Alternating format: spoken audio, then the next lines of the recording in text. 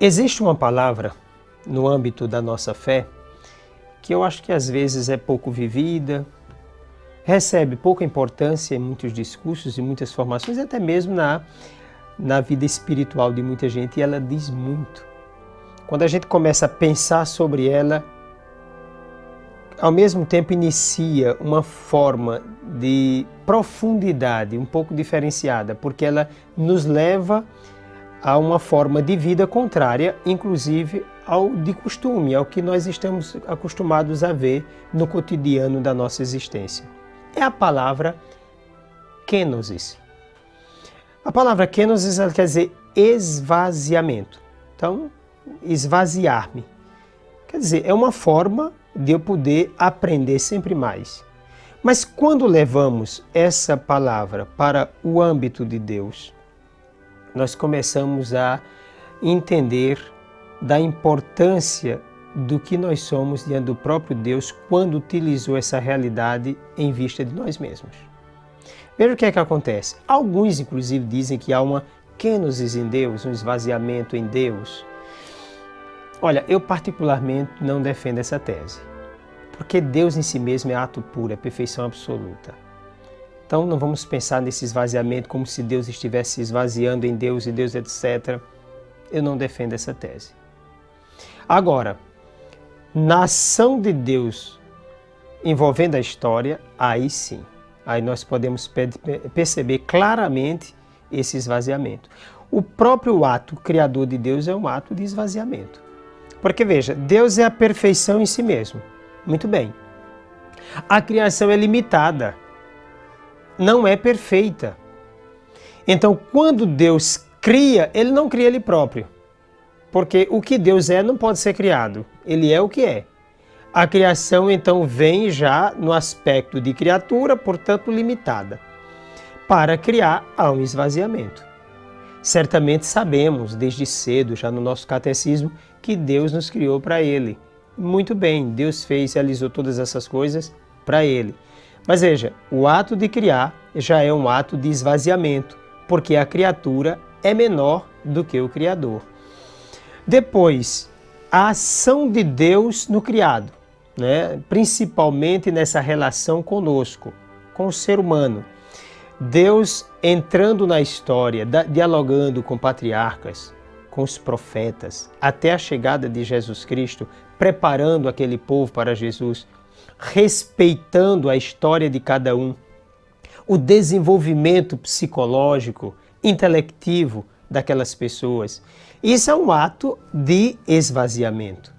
É uma kenosis. Então Deus se esvazia para poder conversar com o outro. Então essa revelação de Deus mostra claramente esse esvaziamento, porque Deus precisa conversar à nossa altura.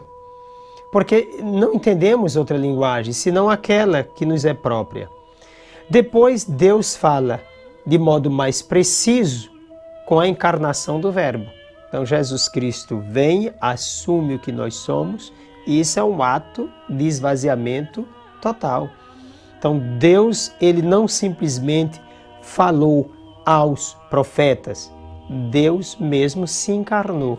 É a segunda pessoa da Santíssima Trindade, o Verbo feito carne. É kenosis, é esvaziamento. A pessoa divina que assumiu a nossa natureza, para pensar como eu penso e você pensa, para agir como eu ajo e você também, para pensar como nós pensamos, humanamente falando. Veja, entrou numa realidade completamente nova. Assim fez a sua vida, sempre em estado de kenosis, de esvaziamento, entendendo o outro, entrando na história do outro, dialogando com o outro, sentindo com o outro. Esses gestos de Jesus são significativos.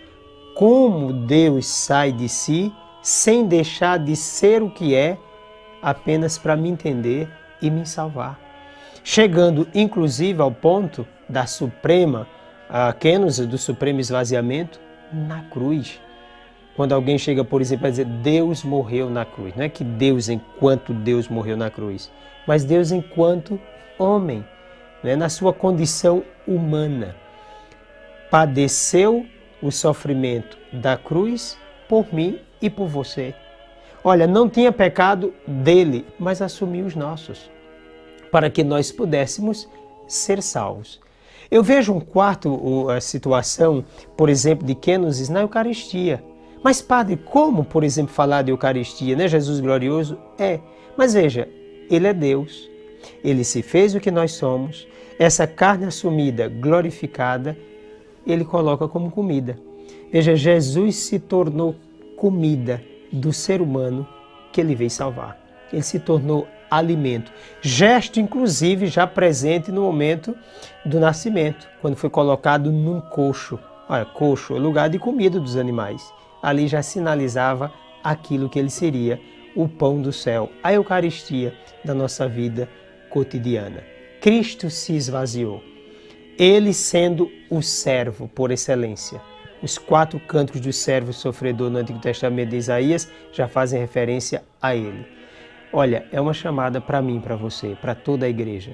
A cabeça serva, a cabeça que se esvazia, exige que o corpo também se esvazie, que o corpo também seja servo. E essa é a nossa vida, hoje, amanhã e até o fim. Que eu e você possamos ser sempre colocados à disposição desse bem, sem nos apegarmos ao que somos, mas indo sempre ao encontro do outro. Isso é esvaziar-se. Muito obrigado.